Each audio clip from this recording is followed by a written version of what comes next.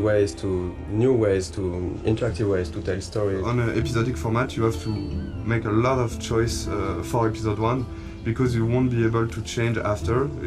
A lot of assets have to be there in episode 1. Yeah. So the menu is one of those assets. It was interesting because there was a lot of variations. We did a lot of tries of what we wanted to show in this menu. The idea was really to basically show the most important locations of the game.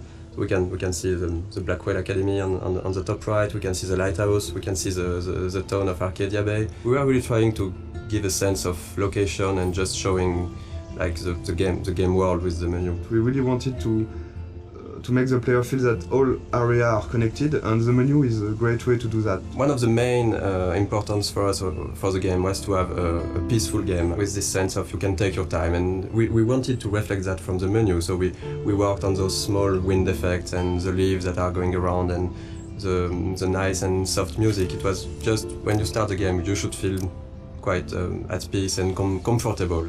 And even when the menu evolves in each episode, there is some small details that are changing. For the menu for episode 4, you have the beach whaled. That's this kind of details we wanted to just add with the variations of the menu. The game takes place in Oregon, in the Pacific Northwest, in the United States. When I went back there on vacations, I've seen a lot of places that really looks like what we did in the game. So I guess it was a really big job of references to be sure that everything was correct, but it's also something that's really exciting about making a game, that you have to look at everything and to reproduce reality, and with of course our own lens and stylizations, but we really wanted this to feel like being in Oregon. Sometimes people ask us if we choose to have a game in the United States for marketing, for selling the game. We knew that we were fans of like TV shows like Twin Peaks or X-Files. They have those trees and the Pacific Northwest feeling. I think they are a great example of a small community thinking that everybody know each other and everybody is happy, but when you put something inside this community, it could be something supernatural. You discover a lot more. And it's really a way to shift things around and to bring chaos and interesting variations on the characters. And in the end, Life is Strange is really a game and a story about the characters, about their lives. It's not a story about the sci-fi elements. The sci-fi elements are just, for us, they were just here to make things interesting.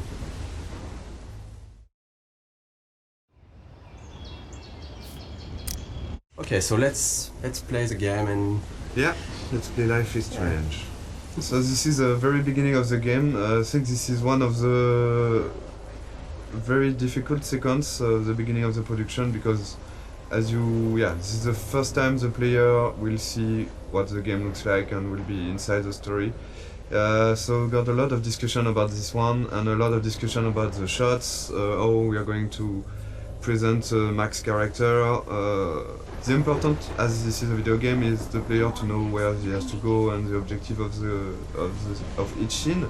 This scene is a link to the end of the game, of course, and it's also to close the loop and begin with this scene. And when you know the end of the game was something we really wanted to have, so we can see all the FX, and we got one FX artist, very talented, Thomas. Here you can see a lot of his work, all the particles, the tornado. We took a lot of time to work on this tornado, because when you're working on an episodic game, it's important to still hook the player from episode 1. So that's the kind of discussion we had about the reason to when should we put something that has a bit more impact and that feels something that shows the player that there is something bigger. So this introduction was a bit like that. We wanted in Life is Strange the player to always know what Max is knowing and to just be with her. At this moment, Max doesn't know where she is and the player doesn't know it either.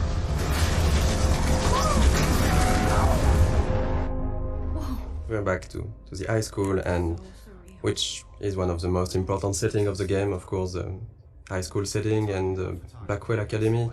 High school is something where the player will feel comfortable because he knows it, but the transition from the cliff to there is the twist of having something really different, and that should hook the player to say, oh, it's not just a teen story, there is more to it. And then of course we can go much over than that and twist it and change the characters, but it was an interesting starting point creatively. This kind of introduction is really important because in one sequence with some shots you have to discover all the different characters, the main ones, so you will see of course Jefferson, Kate and Victoria. And it was quite hard to decide between not showing too much, to not break the idea of the game, to not be too big compared to what the game would be after. There is a lot of themes of big ideas on the game, and of course photography is one of it, because photography is still a way to look back to the past. It's linked to the theme of rewind and time manipulation and nostalgia, and that's one of the reasons why Max came back to Arcadia Bay to attend this photography class. I think for the player to be like Max back in this town when she don't know everyone, but you've got to respect the schedule. It's really, as a player, something great to discover. Also, the lighting was really important in this scene to break the cliff ambience by this sunny atmosphere and all this light coming from the windows. And maybe we decided to have a private high school rather than just a regular high school for, of course, for the photography course. But it was also to be able to have less students, because we wanted the story to be a bit more intimate. We didn't want it to be like this huge high school with so many students. But based on what the player is doing, you can really learn more about them and see that they're actually not just the stereotype and the archetype you would think they are. This is still a perfect example of how episodic is hard, because if you look closely at this poster, there is a mistake on it. It says that the exhibition takes place in the De Young Museum of Art, when actually it's not that in episode 5, it's the Zeitgeist Gallery. We have a really great community, thank you guys. And people found out this mistake, and yes, it is a mistake. It's when in episode 5 we found out that we couldn't be a museum, it was too big, so it has to be an art gallery, so we changed the name, and yes, there is a mistake like this in episode 1. How cute I looked yet. I was about to. Welcome to the real world. We really wanted to have this feeling of being part of a whole high school. So it means a lot of people, it means bullying, it means difficulties when you're a teenager in this kind of world. Showing the different cliques and different kind of teenager. I think a lot of players love this introduction. The use of music here is really important. Is as Max feels insecure in this atmosphere, we wanted her to isolate, and the music is a great way of isolate yourself when you just want to be on your own. And so since the beginning of the game we were working with licensed tracks, licensed music. We test when we testing and prototype some scenes. We put some licensed tracks from artists we love, and Scene Matters was one of them. And when we asked Jonathan Morali, who is the lead of Scene Matters, if it's possible to use his music, he's a gamer, so it was really happy to have this new experience, and for us it's just incredible to work with him. And this quite of editing is really difficult to do, because you have to choose the important moment in a song and to choose the right images. Because our writer Jean-Luc has written many scenes built around music. The edit is based on the music. It's not the other way. The music is really important in the game. It explains a lot about the characters, because the choice of the music, the choice of the artist means a lot. For example, Chloe won't listen to the same artist as Max. For the anecdote, for this guitar part, we asked the lead singer of Scene Matters to take his guitar and to play on top of Gonzalez's song in a clumsy way, to be sure that it would be like Max playing guitar.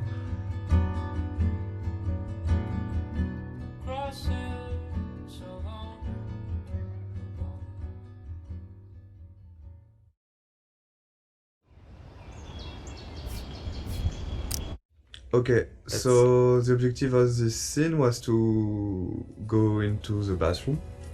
I think you can hear the great sound work. Sebastian, the audio lead, has worked a lot on this kind of effects. When you take out your earplug, you can hear more the ambience. And this kind of art is done by our main concept artist. We got like 4 concept artists working on the game. with Edouard. Edouard Who has was- made a lot of artwork. He was the one who concept artist. So basically in the beginning we do a lot of documentation, like we do a lot of research from all those pictures we can find on the internet. Every room, every character needs to tell you a story, who they are, what they do. And just for following the scene, even for the mood when it's still the rhythm of the game. So we wanted this scene in the bathroom to have a really cold and harsher and more contrasty lighting, to be different from the soft and warm lighting from the art class before. Seeing this scene, there was here one of the mistakes we have done with the game.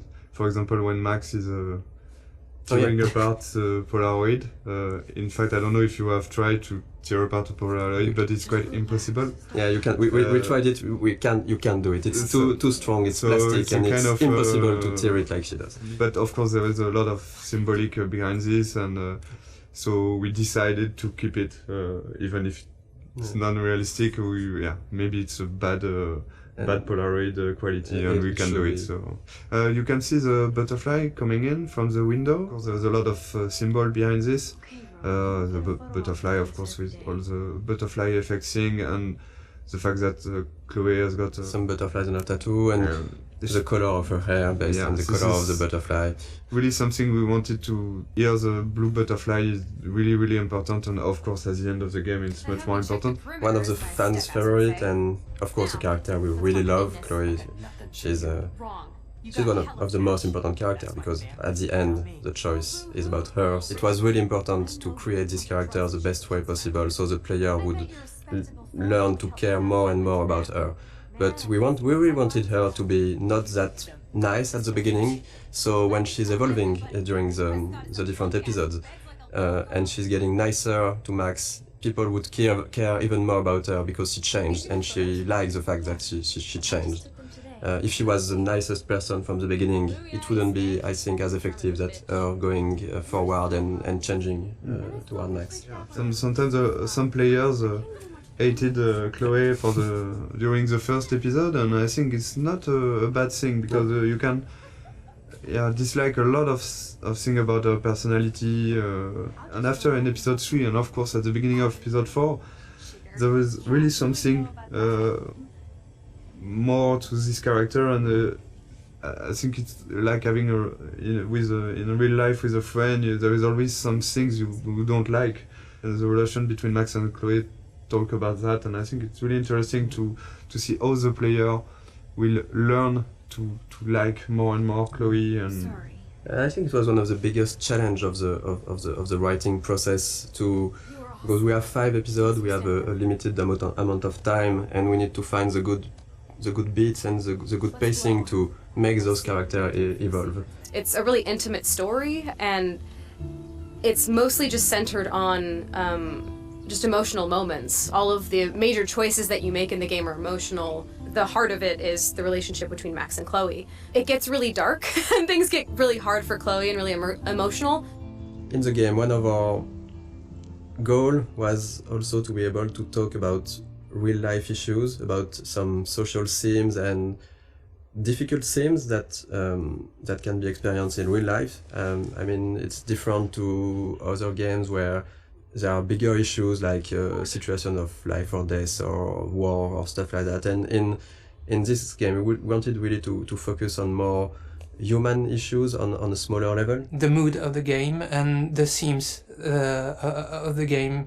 It's the themes that we tackle in the game are not something that you see often in other games. We try to be mature about it. We try not to force it onto players, and we try not to be too brutal about it. We have issues like domestic violence, family issues. So talk about drugs, alcoholism, depression. It's part of a reality, and I think it was really important for us to not avoid that.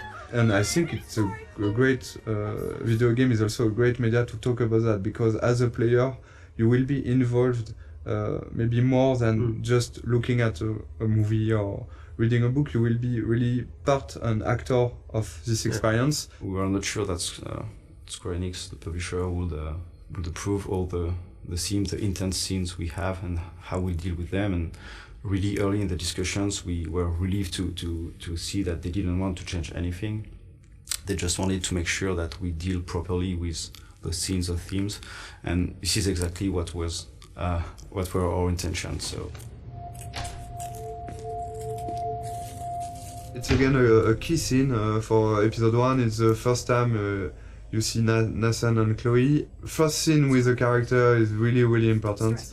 We got a lot of information to give to the player. And we needed to show that Nathan was quite a troubled child, a teenager, I mean.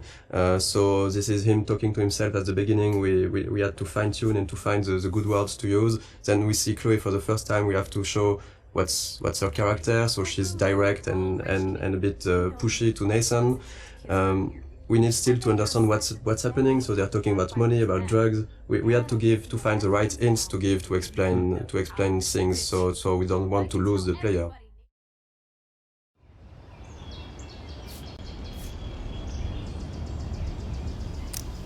Nathan Prescott is a punk ass who begs like a little girl and talks to himself. You don't know who the fuck I am or who you're messing around with. Where'd you get that?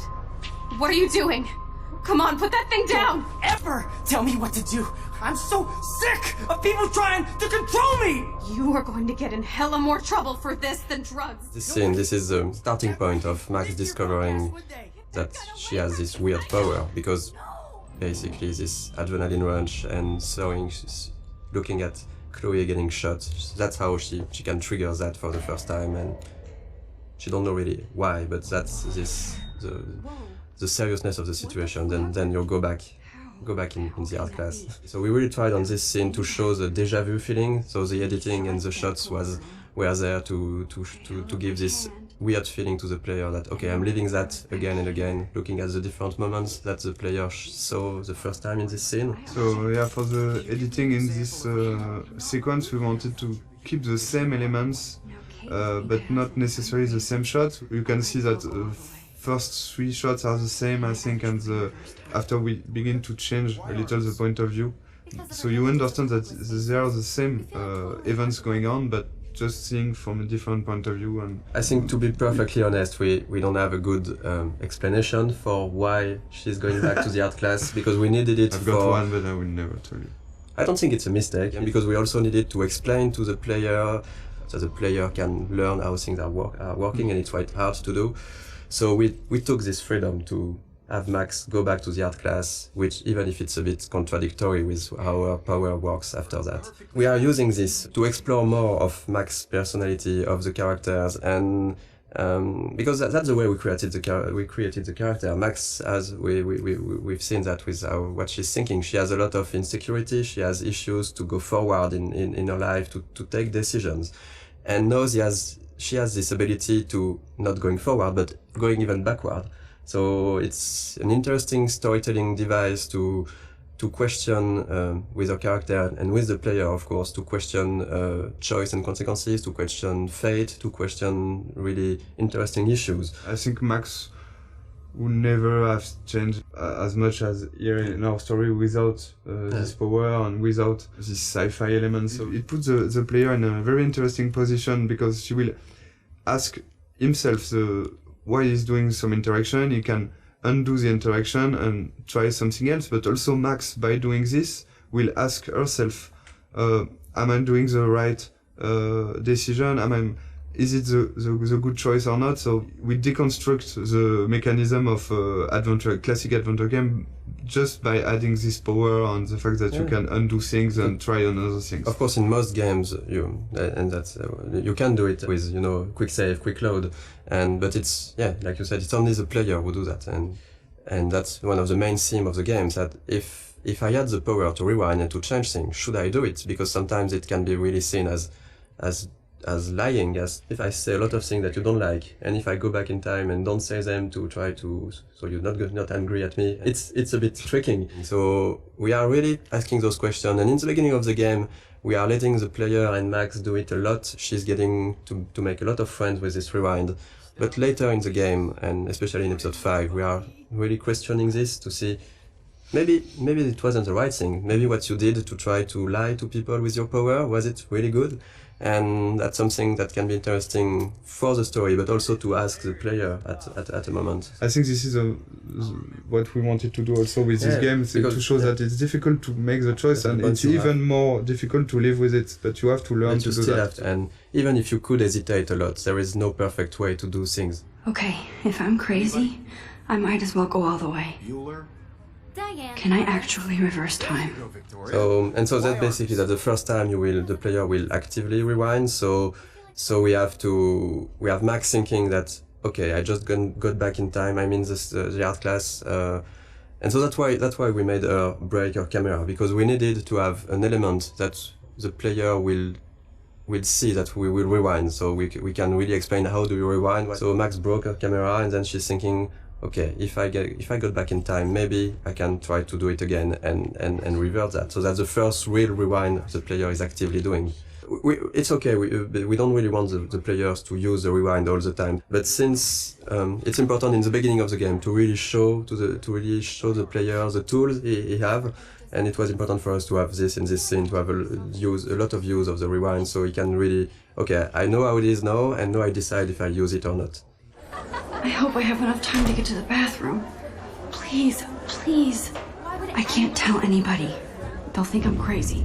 Since we are really playing the game with the point of view of Max, for her not everything is clear, so it shouldn't be clear for the player.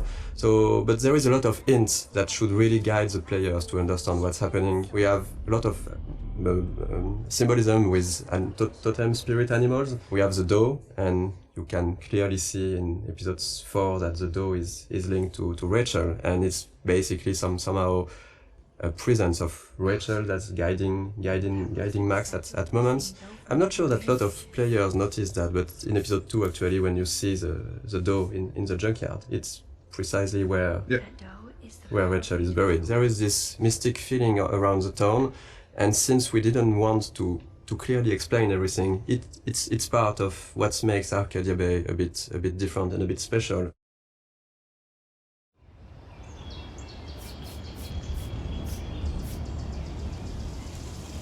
So yeah, we're going to play a bit of the junkyard scene. Yes, so it's we love the junkyard scene because a lot of different elements, but the first one I think is the environment. I think the environment artists have made something incredible here. For Life is Strange, we really wanted to have a stylized rendering. We didn't want it to be realistic, or so every texture has been hand painted to give this impressionistic feeling. And I think in the junkyard it's really interesting because there is so many details that's where this kind of simpler texture are working well. Because if this scene was overly detailed with cracks in the rust and everything, it would become really noisy to look at. We did a lot of work on the lighting effects and the atmosphere, so it was really important for us to capture this morning feeling with very, very cold colors in the fog, but a slightly warm sun that just bring some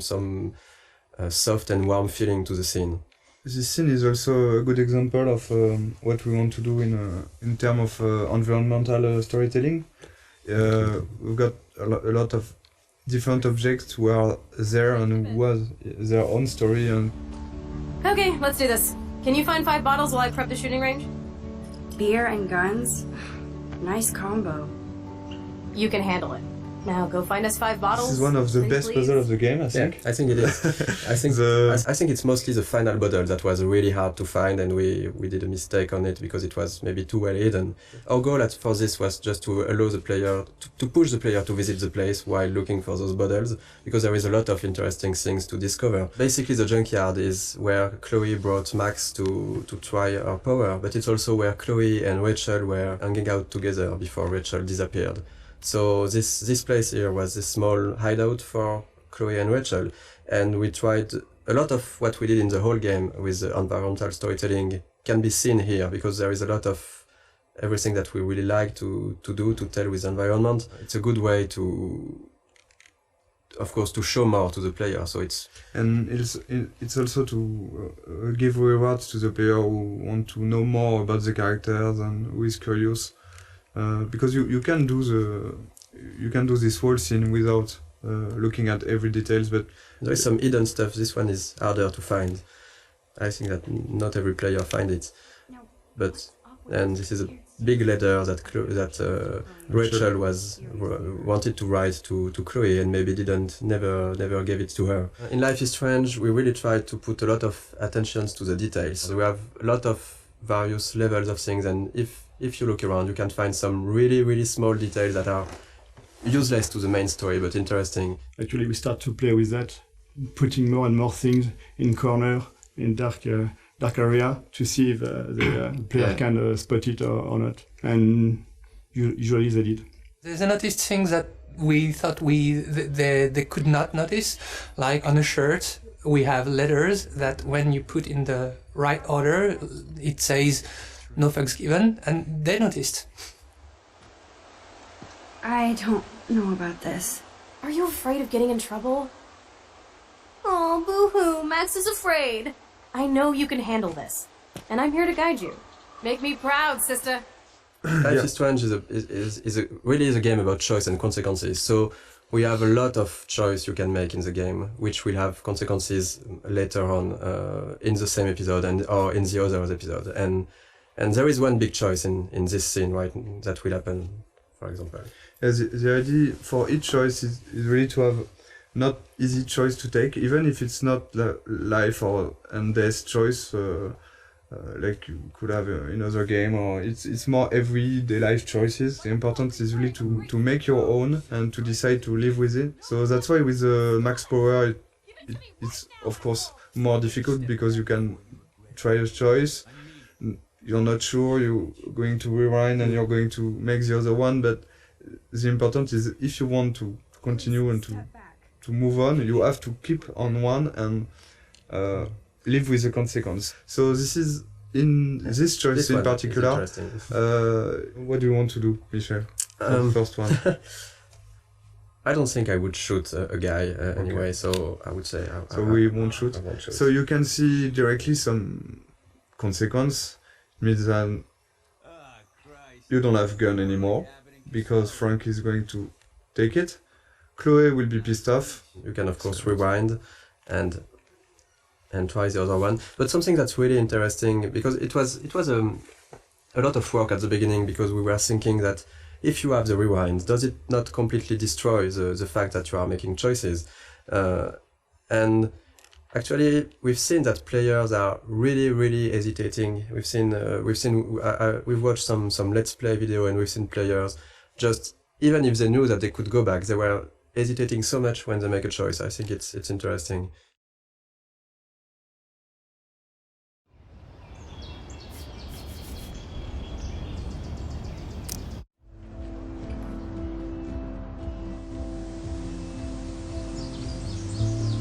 Here will be out of the campus for the first time for the player. So this is the first time the player will be able to use his power when he wants. He can do before, but there is no so many interaction and puzzles. Here we really wanted to have a lot of different things to do, talk with people, use the power just to see fun stuff.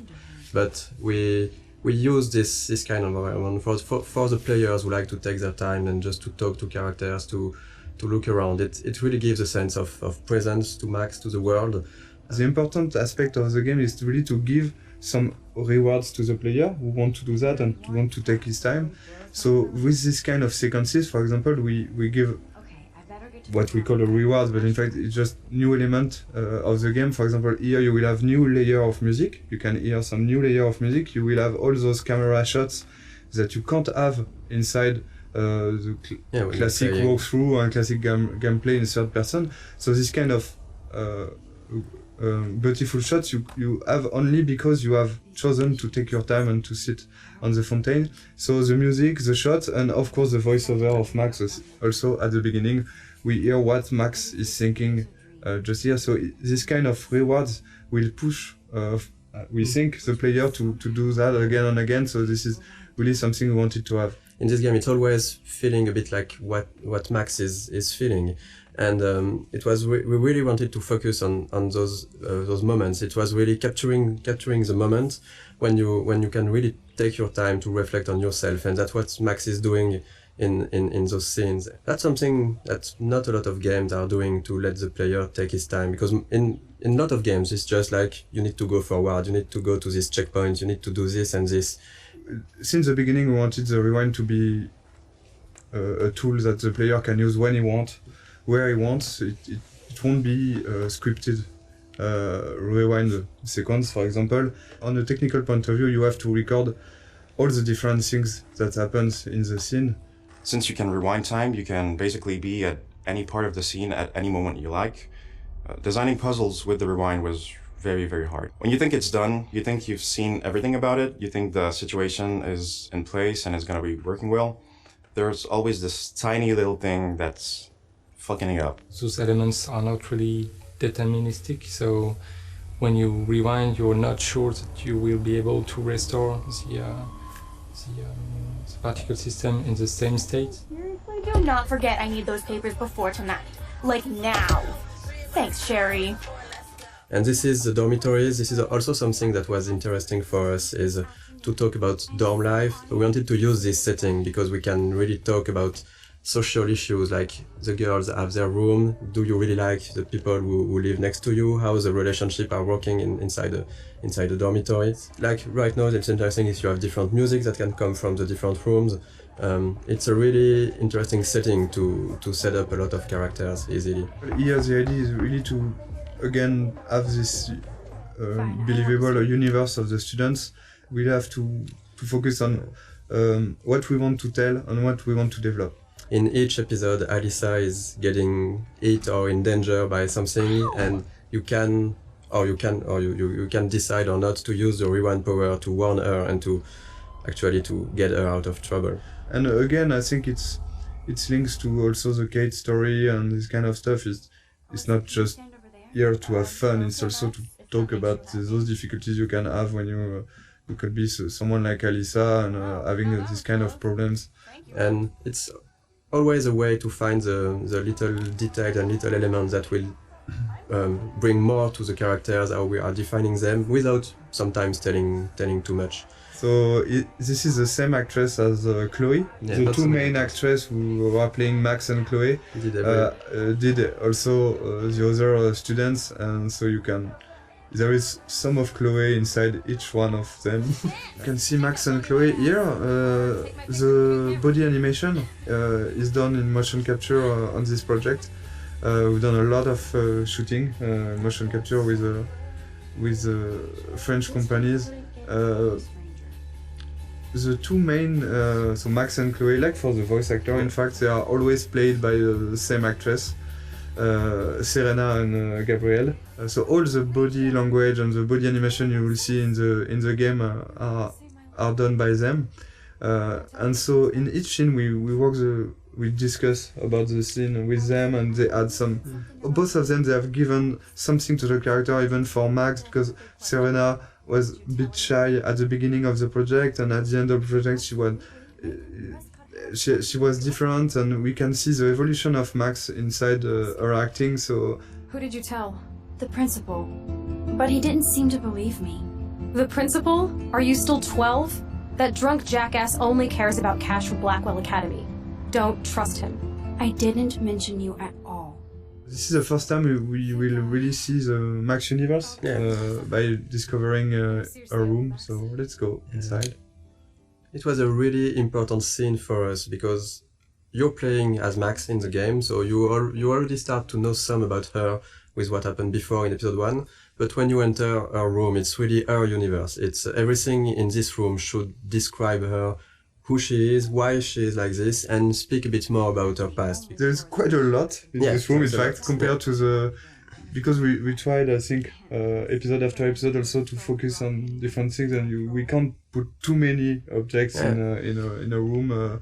If you want to play a character for 5 episodes, you need to invest in this character, and all those kind of details and were really important to make a connection between the player and Max, to learn a bit more about what she experienced before and maybe also why she is how she is right now. Something we really wanted to have with Max's room is also to have a great contrast between Max and Chloe.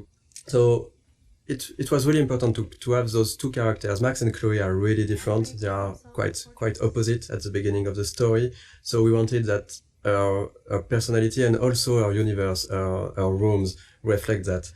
And we took for Max this sort of softer colors. We have the pink in, I think our bed cover is really soft. You have the small cushions with the flowers, the teddy bear. We've got a lot of different environments in the game, but we wanted really to be able to revisit the environments and to have other scenes taking place in the same environments, but telling different stories and telling different sequences. So, for example, in this room, when you go back here in the house, in the alternate reality, we will find an empty room of an empty Chloe room, and you have been here so many times before the episode 4 with Chloe, having fun with Chloe, listening to music. Yeah. Going back here without anything, you will directly see what you've lost and what this another reality means for Chloe and for you. Max, try to find the light for the pool. I want to see the sharks. Otters don't like sharks. They bite. So do I. Hit that We've light. done the same with the swimming pool, for example. We've got a great scene in the swimming pool between Max and Chloe when they are alone during the night, and after you got this huge vortex party, which is a really different atmosphere. So this is kind of... On the production point of view, it's basically a brand new environment, but it's still in the same place and with a lot of similarities. So it's really important to show. It was important for us to show the changes that Max can create with her power and the changes to the characters and to the world.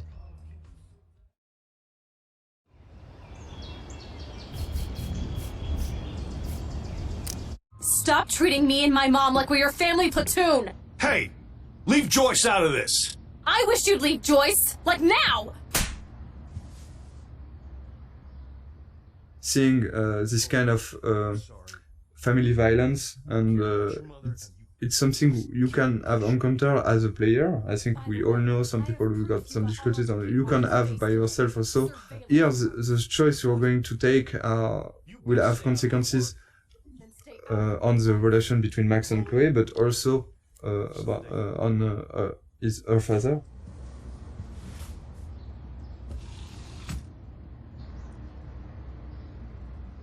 Hey, you okay? Welcome to the real step douches of Arcadia Bay. I'm sorry. For what? He would have been a bigger dick if he caught you in here.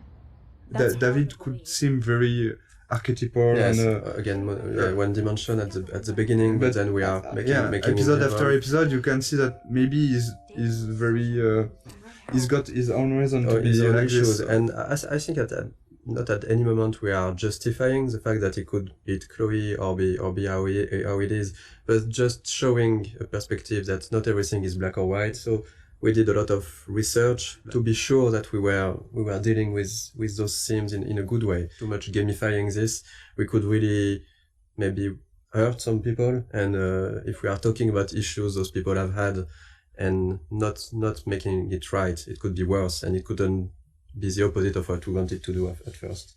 So here is a Kate character that you have met in the first episode, but not so much, and the episode 2 is really focused on Kate and Kate's story and Kate's difficulties. So, but this scene is a good way again to how we try to advance the story about Kate, but also try to show more of the other characters, Victoria and Taylor. So we are continuing of what was shown about Victoria in episode 1, like of course that she's really a mean person, that she's harassing Kate because she makes fun of her.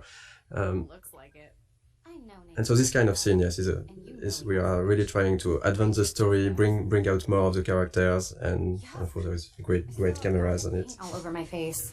Max Selfie thought she was a badass taking that picture. We wanted really to talk about all the cyberbullying, the fact that it's quite difficult for a teenager nowadays to be connected as everyone is now. I think everyone has got a phone, is connected always. We are using the text message a lot, and we are making fun with that. So we are really thinking about the both sides of the social media. On the other hand, you've got this dark aspect of internet, which could be really difficult to live. I think a lot of players could recognize some of them inside Kate, and we've received a lot of letters from players who say that help us also to realize what they've been through. Yeah, we wanted to have this scene since the beginning. We are quite happy that we managed to keep it, and work with Square Enix was great for that.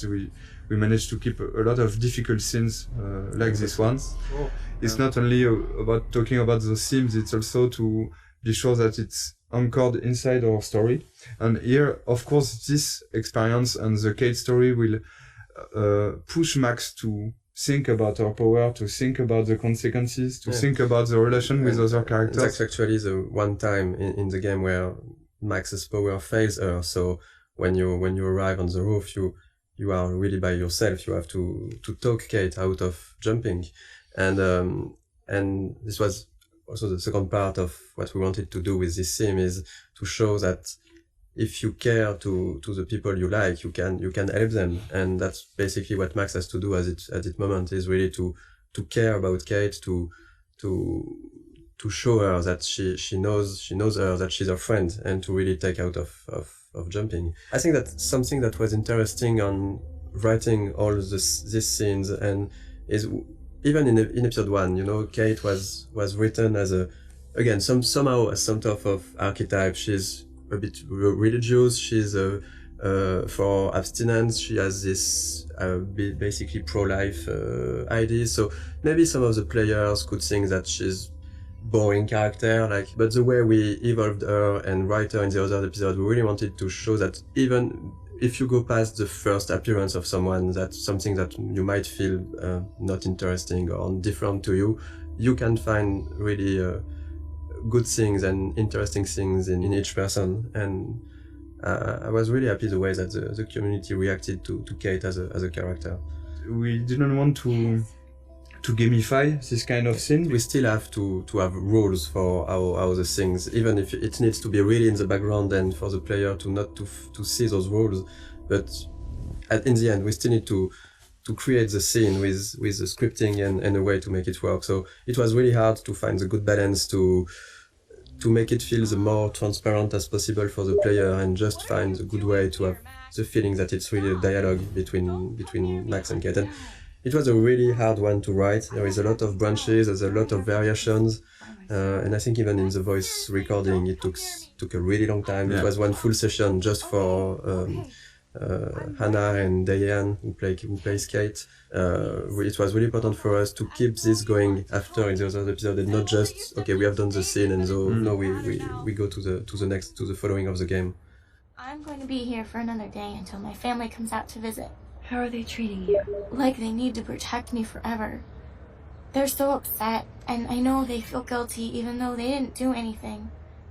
I was surprised how many we wanted from to talk about this theme of euthanasia, but to find a way to talk about it that would be respectful for any sort of position. Because it was really important to not try to say this is right, this is wrong, and to let the player really see how he wants to play this scene at this moment based on what he felt for the situations, for Chloe, for her parents and everything.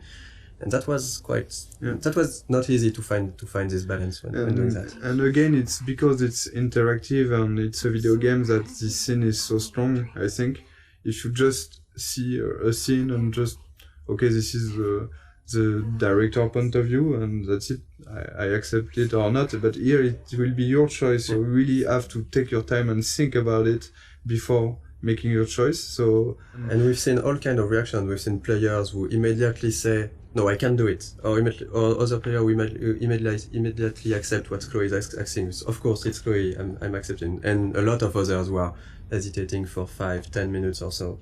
And I think that we've been, I like that we did that, but we've been a bit mean to the player because we give them a third choice of maybe I cannot take any choice on this, but then you have still to take a choice. Yeah. But I think it was stronger because it was, what we wanted to do with that is to show that at a point you have to to take decide. responsibility for your actions and decide something. You cannot get an easy way out.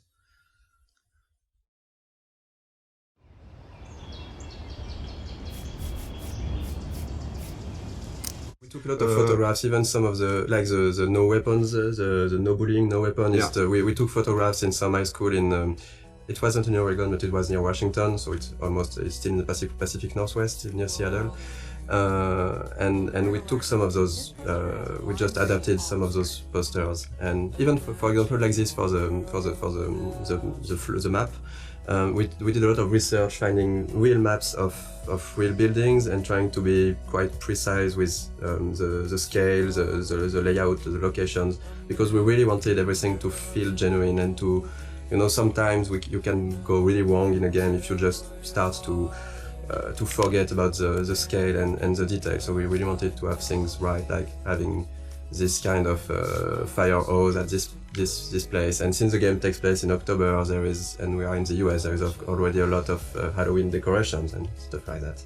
We wanted to have the game anchor in reality, but also we have a lot of references. We are huge fan of some TV shows, of books, of movies, and I think that in Life is Strange the setting was really good to have a lot of those Easter eggs that will speak to the players and put the game into a pop culture reality. So there is a lot of stuff that is scattered around the game. If you look at every license plate in the game, you'll see that the letters, they are meaning some. In episode 1 is titles of TV shows that somehow we liked or that were somehow inspiration in some part for the game. In episode 2 it's movies. In the dormitories you have the room which Red Rum, someone wrote Red Rum on the slate. It's the number of the room in Shining. Yes, and so it shows that we love us as developers of the movie, but also that the characters in the game, of course, know about this movie because it exists in their real world and they are making jokes about it. We knew that we had to hire an American scriptwriter. We sent some tests to few writers that were recommended that we knew, and Christian Divine. We had a Skype with Christian. After maybe 2 minutes, we all knew that it was going to be him. I had this kind of vision of him in the office, working with us. Since we've chosen him, he was at 100%, even 200% in the project. With us, he completely understood what we want to do with the characters and with the story and with the different themes we wanted to talk about. During the motion capture session, we asked the actor and the actress to, when they meet, Max and Warren meet the first time here on the parking lot, we asked them, they were trying to kiss themselves, but you can't do that in the United States. In fact, as French, we were thinking that it's cool, they are going to kiss themselves. Warren tried to kiss Max, but kiss Max on the we cheek, never on the done that, cheek. so we changed after discussion with the writer and a lot of friends. We say, okay, yeah, we should switch to a hug. So we changed the animation to have just Warren try to hug Max and not kiss her. And yeah, this is a kind of mistake we can do as French people. So we have to be very careful about and that. It was really good because in France you can. Yeah, in say France, hello by kissing a you girl say like hello this, by but just having a peek on the cheek, and not in the US. And this is the kind of stuff where having an American writer was really needed. We made some other mistakes, like on this parking at the beginning we had the parking spots which were really small, and Christian said to us that this is not American parking spots. In the US you have large parking spots because we have big cars, so we changed that. And we did that for various things, like sometimes a sign was not at the right position or something that was not perfectly true to reality. So, Chloe's house. This is the very, very first scene we've made for the game. So this is really the scene that we have modified a lot to create Life is Strange. This is also the scene with which we sold the game to Square Enix. That's the scene we showed to publisher. The first time I tried the game, it was the Chloe's room, a really early prototype, and it felt fantastic to play it. I was literally smiling while playing it because the scene was working really great already. Even though the environment, the characters were not final. It was really good to play. And we decided to use this scene because every mechanism is here, but there's also a scene that shows really what Life is Strange is, because it's a story about those two girls trying to reconnect. We had the two main characters. We had strong issues with what happened with David later. So we have the environmental storytelling when you're visiting a different part of the house. We have Zen sequence. It had the feeling that we really wanted to push for the game. This slow-paced, nostalgic feeling. I think that this scene is really a really good one to show that in episode 1. At the beginning, it wasn't exactly like that. We got different outcomes, and so the scene which is in the game now is really different from the very first prototype. At the very beginning, it was only the arguing with David we have done in motion capture, and I've played with Jean-Luc, so Jean-Luc... You were doing Chloe. Yeah, I was playing Chloe and Jean-Luc was playing... No, I was playing David. And Jean-Luc is a great writer who has written the original story, so we have played all together because we didn't want to... We didn't add the money, in fact, to have a optic motion capture shooting, so we try by ourselves to have animation for the prototype, and the animation is quite ugly. The characters also are the ugly. first version were ugly, and there were at the beginning no textures. We had version with only the grey characters. We were really weird without hair, so we had a hairless Chloe.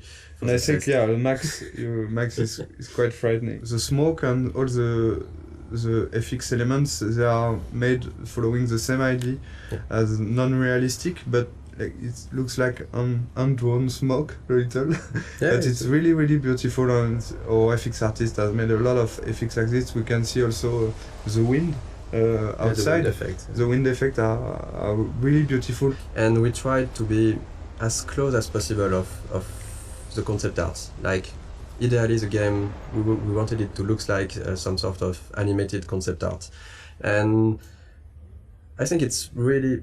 The 3D environment artist and the concept artist, they did a really great job on that, because if you look at the concept art for this room and the 3D final scene, it's quite pretty close. We have those low detail textures, but this feeling of light but it's a lot of details that we try everywhere. Even if the lighting, if you look just at the light on the drawer, even on the light we have this small bending that gives the feeling that the light is hand painted. So we did a lot of work on everything, on lighting, visual effects, textures, to have this cohesive style. And sometimes the player might not completely notice it, but it still gives this cohesion to the game. Like, for example, for the Chloe's house, how rich Chloe's parents are, so what kind of house they can afford. So this get painted. In concept art, we do like every room, or even the map, the floor map. In Mac's rooms, there's a lot of photos on the wall, because she likes to take photos, and you get like the bands, poster of bands, which she like, you have to feel like who they are, and, just by looking at the room.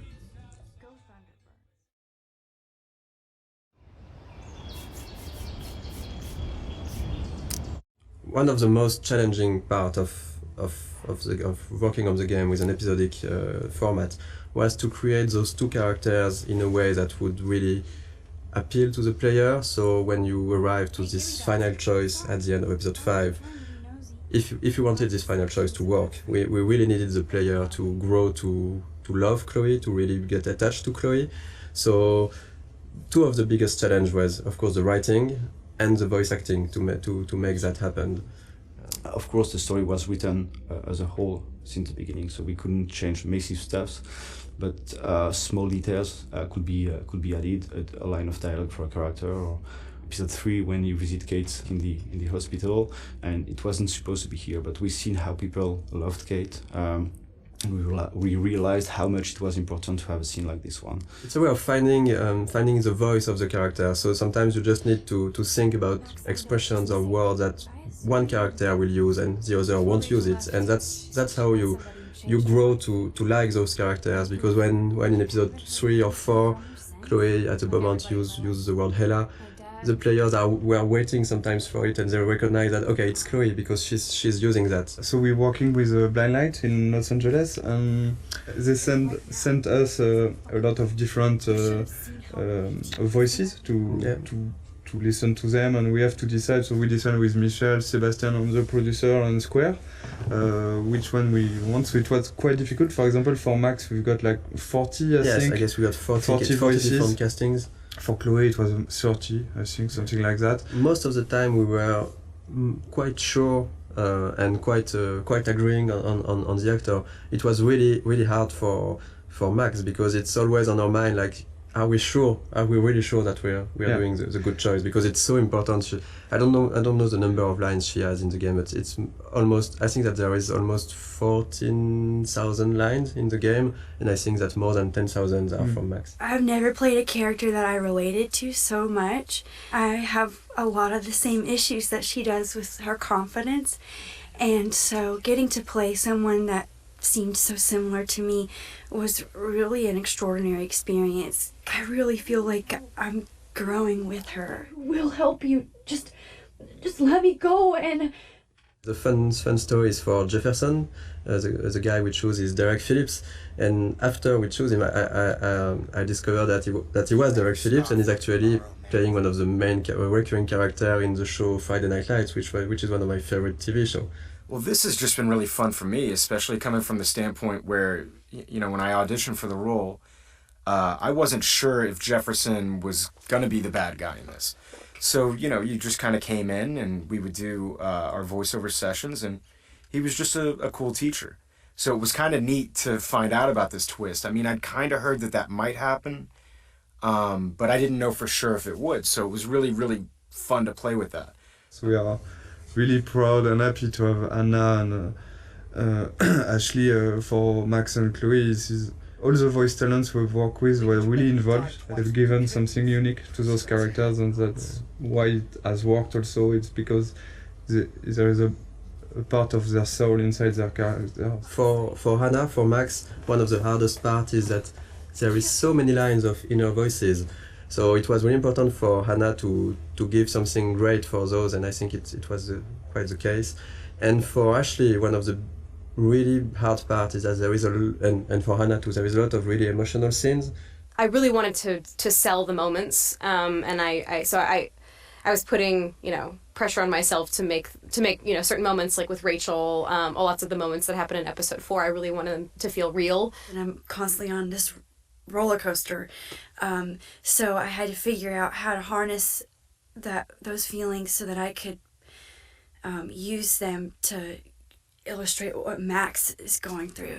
I remember during the voice recording session, for example, for the scene where they are discovering Rachel's body, it was really hard, even just for myself, to listen to the scene, and they told me after that they were, both of them were really crying when they were recording this scene. We knew already how we wanted to end each episode, but after we take a lot of time to discuss about how and to think about the editing and the framing, the layout of each scene. The endings of each episode. That was something really important, of course, because it's an episodic game, so the ending is crucial if we want, of course, the player to enjoy the episode and to want to come back for the next episode. So I think we looked a lot at also what can be done in TV series, because with the episodic format we were kind of the same way. At the end of an episode, you want either to bring back some element of the story, so in order to hook the player, or we can use a cliffhanger. And I think that we did both of that, depending on the episodes. And right now this is the ending for episode 2. Yeah, the episode 1 and episode 2 endings are not the same, but it's the idea behind was really to show all the characters of the games, all the main characters, and showing that there is maybe something more going on. Yeah. And in episode 1, for example, we even show some characters you haven't met already in episode 1, Joyce and Frank. And you will find them back here at the end of episode 2 in small scenes. And we really wanted those in episode 1 and 2, those ends to be like a wide description of all the characters and all what's going on, and also showing other aspects of each character. For example, seeing David on the with his head on the shoulder of Joyce, seeing Victoria and Nathan in Victoria's room, seeing the principal and Jefferson arguing. This is kind of small hints that maybe will push the player to want to see more. Because this is basically the only moments where we are seeing those characters when Max is not seeing them. Exactly. And so we can just bring a bit more. We are not telling too much, we are just bringing a bit more on those characters, a bit of sort of mystery. And this goes with the idea that everybody might be hiding something or might be a bit different, right? Like Victoria here we can see her crying when clearly this was not the way her character would behave before.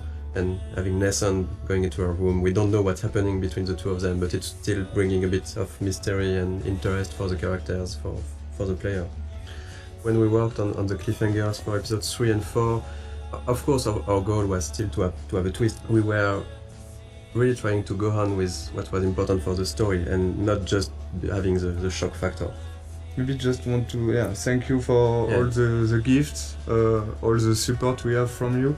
Yes. And thank you very much to be so active and so passionate about the game, and we're really happy to see that those characters and this story and those themes means something also for you.